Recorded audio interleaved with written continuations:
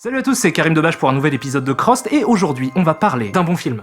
Ouais, on peut dire ça, ouais. Et pourquoi tu prononces les mots aussi lentement? Parce que j'ai la maladie du ralent. On va parler d'un film de merde, hein. Ouais. Mais pas n'importe lequel. Tu m'envoies extatique. Non, attends, c'est intéressant. En fait, c'est l'adaptation la moins bien notée de Rotten Tomatoes. Il y a combien? 0%. Ah ouais. Ouais. Et c'est quel film? C'est Double Dragon.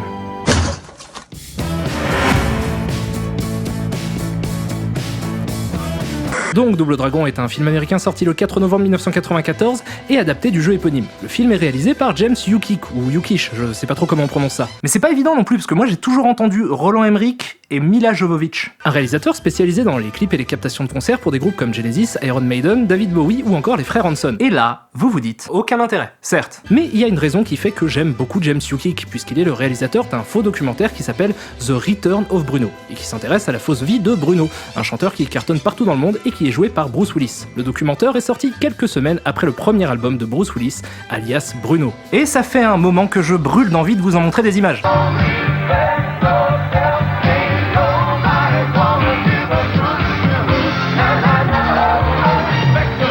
Attends, ça n'a rien à voir avec Double Dragon. En effet. Mais t'es super content d'avoir appris que Bruce Willis avait une carrière musicale. Touché. Have a good night. Bref, le film quant à lui commence quelque part en Chine, où des ninjas sont envoyés pour voler une moitié de médaillon légendaire de la légende du pendentif ancestral qui, s'il est reconstitué, donne des pouvoirs incroyables à son possesseur. Donc on se retrouve à New Angeles où le gros méchant du film, interprété par Robert Patrick, a sorti la coupe de cheveux des grands jours. Oh, tu peux parler toi. Non, toi tu peux parler toi. Il récupère un bout du médaillon, mais comme il lui en manque la moitié, il ne dispose que de quelques pouvoirs pas terribles comme se transformer en personnage de vieille télé, se transformer en papier, ou encore se transformer en ombre. Effectivement, c'est pas terrible. En plus, il a pas de chance, son appart a l'air d'être rempli de gens qui secouent ses meubles pour lui faire croire à un tremblement de terre. Après ça, on rencontre les deux personnages principaux qui, comme dans le jeu, s'appellent Jimmy Lee et Billy Lee, et qui, comme dans le jeu, sont de grands bagarreurs. Waouh! Hey, 10 points pour nous! Quoi?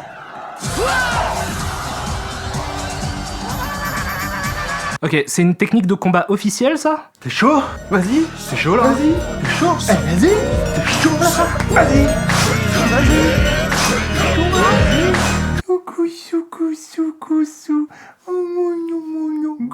C'est là qu'il s'est mis à me pincer les joues. Je lui ai rien dit, mais je me sentais sale. Ça va trop loin.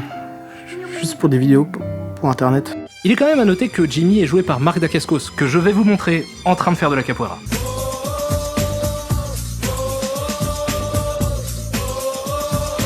Bon, Marc Dacascos et son frère se foutent sur la gueule avec tout un paquet de gens, il y a un nain qui pompe, et wouah, générique du futur de la télé de 2007 de la 3D, et on assiste à un journal télévisé qui nous apprend que c'est la merde dans la ville, et qu'un couvre-feu a été instauré. Nos héros, accompagnés de Satori, leur mentor, se retrouvent perdus au milieu de la ville après le couvre-feu et sont attaqués par un gang de rue. S'ensuit une course-poursuite du tonnerre, où on se rend compte que la bagnole des frères Lee a pour carburant des déchets. C'est complètement con. Je veux dire, je peux parfaitement comprendre ça dans Retour vers le futur, puisqu'une poignée de déchets lui donne énormément d'énergie. 2,21 gigawatts au bas mot. Mais là, il faut constamment la recharger, donc en théorie, ça te demande de te balader avec des tonnes de sacs poubelles de carburant. Nitrate de thianine, triple-phosphate, sulfate ferreux, polyglutène. Allez, on verra bien. Bon, la poursuite se termine avec perte et fracas.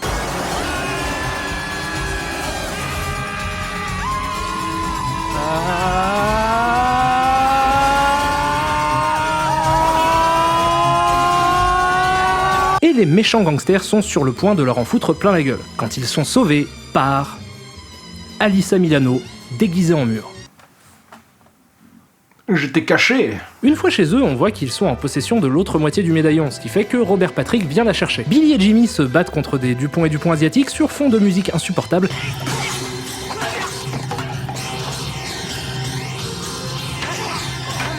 Pendant que leur mentor affronte Robert Patrick seul. Joli saupiquet d'ailleurs. Saupiquet comme la marque de couscous? J'ai pas compris. Moi non plus. Une fois les Dupont vaincus, ils se retrouvent face à ça. Ils sont ensuite sauvés de cette abomination sortie de l'imagination dégueulasse d'un département d'effets spéciaux rempli à ras-bord d'alcoolique par leur mentor. Dis-moi comment ça marche ce truc. Donne-moi ça. C'est pas Satori, lui file pas. Non, tu crois? Eh oui, en fait, c'est le méchant Robert Patrick qui a pris possession du corps de Satori. Donc Robert Patrick fait exploser Satori avec de l'essence qui mousse. Ça mousse l'essence? Je sais pas. On s'en fout, il y a une explosion. Ah bah ça non, on n'est pas sur des trampolines. Du coup, après la mort de leur mentor, Jimmy et Billy sont tout tristes et nous embarquent dans la scène de dialogue la plus conne de l'histoire des mots. Il y a un nombre de clichés débiles. Arrête de te lamenter sur ton sort, y en a marre. Et de poésie approximative. Faut pas faire n'importe quoi. Qui dépassent l'entendement. C'est pas le moment de s'énerver, Billy, tu m'écoutes, c'est pas une compète de karaté. Dans cette séquence. Jimmy, Satori est morte. Oui, je suis pas sans le savoir. C'est la fête du slip. Et comme c'est vachement dur de faire mieux après une scène aussi poignante, le réalisateur décide de nous balancer directement au cœur d'une séquence d'action, lorsque nos héros sont attaqués par le Village People Crew. Bref, la séquence d'action consiste à voir Billy et Jimmy se foutre sur la gueule avec tout un tas de méchants. Je vais essayer de pas trop me plaindre parce que c'est probablement la séquence la plus proche des jeux vidéo d'origine, mais j'ai néanmoins quelques questions à poser. Question numéro 1. Pourquoi il y a tout plein de méchants qui attendent sur le côté au lieu d'aider les autres méchants à tabasser les frères Lee? Question numéro 2. Pourquoi ils font tourner leur sac? Si je le fais assez vite, je vais m'envoler. Question numéro 3. Pourquoi il y a le mec de Code Lisa en version punk? C'est l'heure de vous scalper, les copains. Question numéro 4. Pourquoi il les attaque à vélo? Question numéro 5. Et pourquoi il fait ça? C'est juste de la frime. Question numéro 6. Pourquoi il lance un pneu? Attention, il y a un pneu. Question numéro 7. Pourquoi il pète la fenêtre avec une bouée alors qu'ils sont tous armés de battes? Question numéro 8. Pourquoi est-ce que le design de cette moto me fait horriblement penser aux jouets mécanos? Et enfin, la question finale. Et pourquoi... Oh mon dieu, attention, un facteur. Bref, ils arrivent à s'échapper en bateau, mais sont vite rattrapés par des méchants en jet ski qui les pourchassent dans un Los Angeles inondé. Tout pourrait se passer comme dans un Caraïbe offshore, mais malheureusement, la rivière est inflammable. Ouais, du coup, ça me paraît extrêmement dangereux d'organiser des voyages touristiques à côté d'une raffinerie. Bon, après ça, les héros explosent et s'échappent. Je répète, les héros explosent et s'échappent. Dans cet ordre-là. Et on apprend que Robert Patrick possède tous les gangs de la ville et que la police est complètement dépassée. Et oh mon dieu, cet acteur mérite un Oscar. Pendant ce temps, les frères Lee semblent se poser quelques questions sur la crédibilité du scénario du film. Bon, voilà, chef. On a un médaillon magique, enfin, vous voyez quoi? Et il y a un mutant de 300 kilos, une fille avec un fouet et le mec le plus riche du monde qui veulent nous liquider. Alors envoyez vite fait le panier à salade. Non mais t'imagines le tableau? Et vont rejoindre Alyssa Milano et son gang pour leur demander de l'aide. Alors je récapitule, Shuko a le pouvoir de squatter les gens et il vous pourchasse parce qu'il veut votre moitié de ce fameux médaillon magique. Ouais, c'est tout à fait ça. Ah bah vous aussi ça vous paraît con. Le gang élabore donc une stratégie pour vaincre Robert Patrick, mais je vous avoue que j'ai du mal à comprendre les subtilités du plan, donc je vais laisser des spécialistes vous expliquer. Alors Gilles a fait un PowerPoint. Donc d'abord il faut semer la jalousie au sein des gangs. Pour faire ça, Alyssa Milano utilise un ordinateur pour faire du piratage.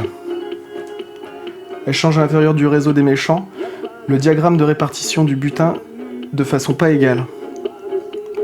Comme on peut le voir sur ce camembert, les maniaques auront plus d'argent que les autres, et donc les autres gangs seront pas contents, ce qui nous amène à l'étape finale. Les gangs pas contents se bagarrent entre eux. Merci de nous avoir écoutés. Mais malgré toute leur subtilité de stratège, Robert Patrick arrive à capturer Jimmy pendant qu'Alyssa Milano fait des blagues méta avec une méchante. Alors, c'est qui le patron? Ha ha ha, c'est drôle parce qu'elle a joué dans Madame est servie et qu'en anglais ça s'appelle Who's the Boss. T'as de la chance.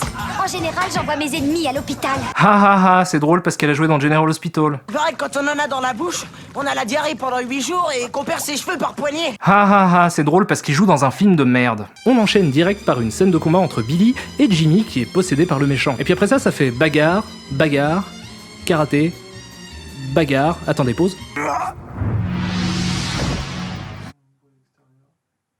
Yo les mecs, c'est Georges Méliès dans la place. Je voulais juste vous dire que ce genre de truc où on joue le plan à l'envers pour donner l'impression d'un mouvement de fou, c'était déjà un peu tout pourri à mon époque. Big up yao. Ok, donc Robert Patrick récupère l'autre morceau de médaillon et se transforme en double costume raté. Vous pouvez arrêter de faire n'importe quoi avec votre Robert Patrick.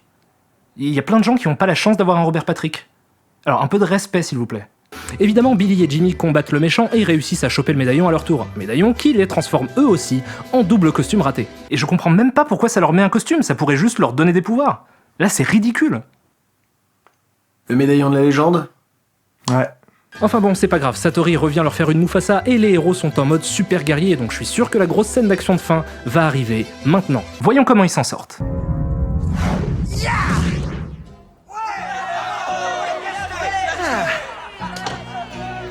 Et pourquoi tu te colles des claques? Mais arrête, tu vas te faire mal. T'es le barjot, toi, arrête. Mon dieu, je crois que je suis en train de devenir plus con. Et enfin, le film se termine sur un des trucs les plus stupides que j'ai jamais vu. Le méchant est possédé par Mark Dacascos, et du coup il en profite pour faire un chèque de plusieurs millions de dollars à la ville de New Angeles. Mais, dans le futur, on fait les chèques avec ce petit appareil qui a tout l'air d'être un truc à reconnaissance vocale, sauf que Mark Dacascos garde sa voix quand il leur donne le chèque. Payer 129 millions de dollars à la police de New Angeles. Donc comment ça marche? Et vous savez quoi? C'est le premier vrai problème du film. L'univers n'a aucun sens. Je pourrais faire une critique pour tacler toutes les erreurs et les maladresses formelles qui jalonnent le film, mais on n'en est même pas là. Que le film ne tienne pas la route, qu'il soit joué par des incompétents, mis en scène avec les pieds ou mal monté, je veux bien le comprendre. Mais comment?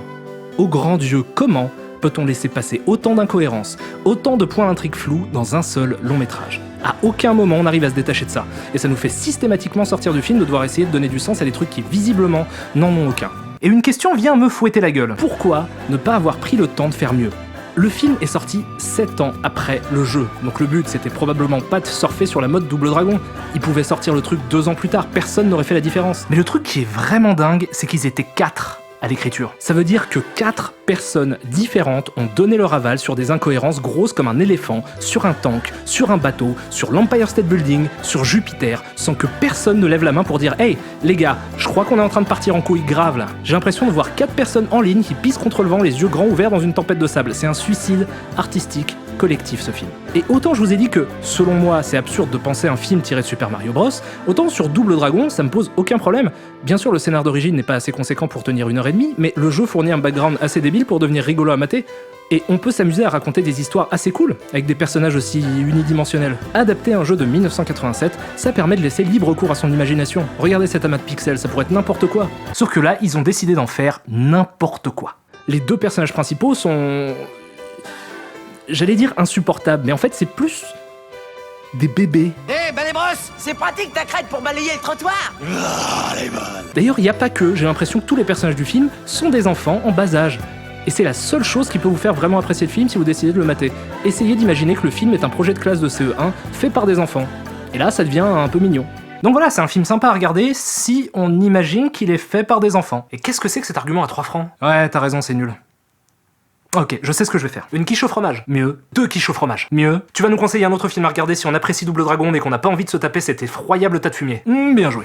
Si vous aimez Double Dragon le jeu, matez Les Guerriers de la Nuit, ou The Warriors dans son titre original. C'est un film sorti en 1979 et réalisé par Walter Hill qui raconte une guerre des gangs à New York dans les années 70. Et si Double Dragon vous plaît, dans ce film vous avez déjà tout ce qu'il vous faut. De l'esthétique fin 70, début 80 qui fleure bon les bas-fonds tagués et les punks sans pitié, des personnages ultra iconiques déguisés comme au carnaval mais ultra bourrins, et des combats de rue qui claquent.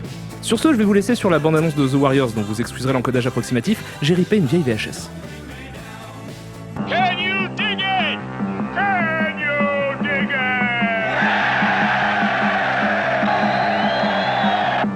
The Furies. The Bomber. Oui pour l'isolation. Pour le crépi, oui. Le crépi. Oh oui.